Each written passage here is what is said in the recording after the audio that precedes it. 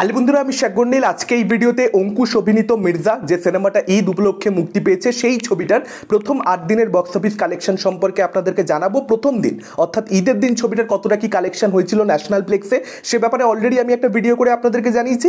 তার পরের 7 দিনে অর্থাৎ গত সপ্তাহে ছবিটা ন্যাশনাল প্লেক্সে কতটা কি কালেকশন করেছে সেই ব্যাপারে আপনাদেরকে জানাতে পারবো। ন্যাশনাল প্লেক্স ভালো করে বলে রাখি, পিভিআর, আইনক্স এবং সিনেপলিস থেকে ছবিটার টোটাল কালেকশন কত হয়েছে সেটার ব্যাপারে আপনাদেরকে জানাতে পারবো। লোকাল মাল্টিপ্লেক্সেস কিংবা সিঙ্গেল স্ক্রিন থেকে এই ছবিটার কতটা কালেকশন হয়েছে, সব জায়গা মিলিয়ে টোটাল মোট কালেকশন এই ছবিটার কত সেটার ব্যাপারে কিন্তু আমি আজকের এই ভিডিওতে জানাতে পারবো না আপনাদেরকে। কোনো ছবির ক্ষেত্রেই, বাংলা ছবির ক্ষেত্রে সেটা জানানো সম্ভব হয় না। অর্থাৎ পরিষ্কার বাংলা কথা হচ্ছে, আজকে ন্যাশনাল প্লেক্সের যে কালেকশন সম্পর্কে আপনাদেরকে জানাবো, যে ফিগারটা আমি শেয়ার করবো আপনাদের সঙ্গে, তার থেকে অবশ্যই মির্জা ছবিটার টোটাল কালেকশন কিন্তু অনেকটাই বেটার হবে। এখন মির্জা ছবিটা প্রথম দিন ন্যাশনাল প্লেক্সে কালেকশন করতে পেরেছিল 1,63,000 টাকা প্লাস। ঈদের দিনের কালেকশনের কথা বলছি এটা। অঙ্কুশ একটা টোটাল কালেকশনের ব্যাপারে তার সোশ্যাল মিডিয়াতে জানিয়েছেন তার ফ্যান ফলোয়ার্সদেরকে যে 75 লক্ষ টাকা মির্জা ছবিটার এখনো অবধি টোটাল কালেকশন হয়েছে।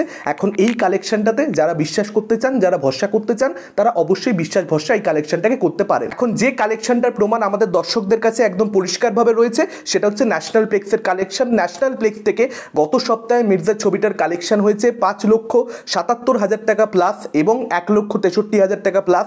ঈদের দিন অর্থাৎ প্রথম দিন কালেকশন হয়েছিল। দুটো কালেকশনকে যদি আপনারা যোগ করেন, প্রথম 8 দিনে ন্যাশনাল প্লেক্স থেকে অঙ্কুশের মির্জা ছবিটার কালেকশন 7.5 লক্ষ টাকার কাছাকাছি। এরকম একটা কালেকশন যদি ন্যাশনাল প্লেক্স থেকে হয়, তাহলে এই ছবিটার টোটাল কালেকশন কতটা হতে পারে, অর্থাৎ এই ছবিটা ন্যাশনাল প্লেক্সে এরকম চললে সিঙ্গেল স্ক্রিন এবং লোকাল মাল্টিপ্লেক্সে কতটা ভালো চলেছে সে ব্যাপারে আশা করি আপনাদের অনুমান করে নিতে খুব একটা অসুবিধা হওয়ার কথা নয়। দর্শক কেউই বোকা নয়, তারা সবটাই বোঝে। তাদেরকে বোকা বানানোর চেষ্টা করা হয় ঠিকই, কিন্তু তারা ধরতে সবই পারে, বুঝতে সবই পারে কোন ছবিটা বক্স অফিসে ভালো পারফর্ম করছে, কোন ছবিটা বক্স অফিসে ভালো পারফরমেন্স দিতে পারছে না। এটা কিন্তু পরিষ্কার বোঝা যায়, এটা লুকিয়ে রাখা যায় না। আপনাদেরকে আমি বলছি, বাংলাদেশের অভিনেতা মোশাররফ করিম, তার একটা ছবি মুক্তি পেয়েছিল জানুয়ারি মাসে, মোস্ট প্রবাবলি হুব্বা। সেই ছবিটার প্রথম সপ্তাহে ন্যাশনাল প্লেক্সের কালেকশন ছিল 6,57,000 টাকা প্লাস।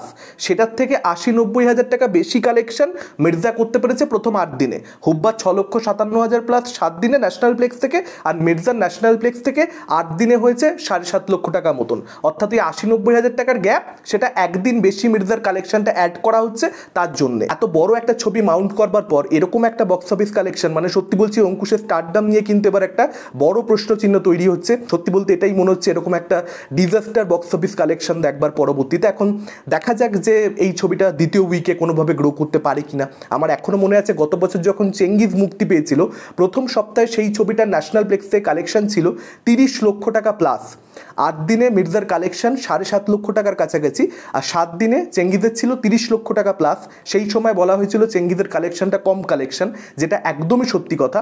ন্যাশনাল প্লেক্সে চেঙ্গিজের কালেকশনটাকে ভালো কালেকশন কখনোই বলা যায় না, কিন্তু তবুও ভেবে দেখুন মির্জা যে কালেকশনটা করেছে সেটা 4 গুণ কালেকশন কিন্তু চেঙ্গিজ 7 দিনে করে দেখাতে পেরেছিল, একদিন কমে। তপন কুমারের বাদামি হায়নার কবলে এই ছবিটা ন্যাশনাল প্লেক্সের কালেকশন প্রথম সপ্তাহে ছিল 10.5 লক্ষ টাকা প্লাস। সেটা একটা এক্সপেরিমেন্টাল ছবি, নিশ ছবি, সেটা একটা। সেই ছবিটা সকলের জন্য নয়। সেই ছবিটার কালেকশনও মির্জার কালেকশনের প্রায় 1.5 গুণ বলা যেতে পারে প্রথম 7 দিনে ন্যাশনাল প্লেক্সের কালেকশনের সাপেক্ষে। আমি বলছি কথাটা, জাস্ট ভেবে দেখুন।